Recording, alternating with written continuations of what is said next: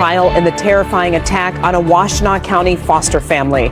Thank you for joining us for 7 News Detroit at 5. I'm Glenda Lewis. And I'm Simon Shaquette. It's a disturbing case we've been following since the tragedy on New Year's Day. A mother and her father killed, a husband shot and wounded, and 2 children kidnapped. This happened in Northfield Township. Well, today, that wounded father taking the stand in a preliminary hearing for 2 suspects. The hearing went on for hours. 7 News Detroit reporter Darren Cunningham was in the courtroom. And Darren, you spoke one-on-one with the father about how he's coping with this tragedy.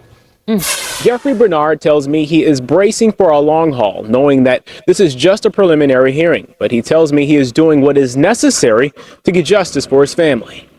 When I asked if she said anything about killing, or did she have the intent or wanted to kill them, he did tell me that she made statements that she was going there to kill them.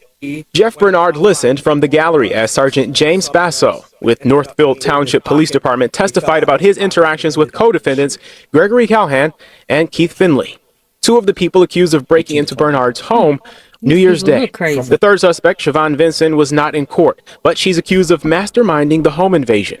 Bernard was the first to take the stand, having to relive the horror he experienced that night. I mean, it's been okay simply because part of processing this,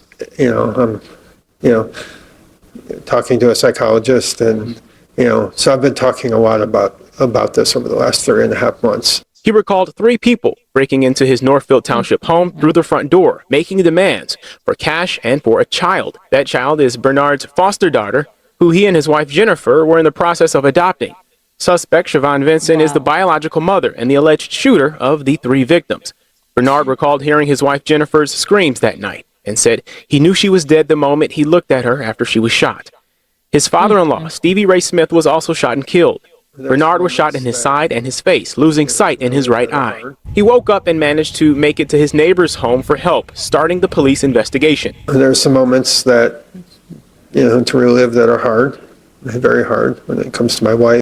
So he and his wife were trying to adopt a little girl, and the little girl's mother came there and killed his wife, hurt him, just to take some money. This is crazy. And my daughter and the whole situation, but I understand that has to be done to move forward. Officers testified to catching the suspects in Ypsilanti Township that evening. They recovered Bernard's biological 9-year-old daughter, as well as his foster daughter, both physically unharmed.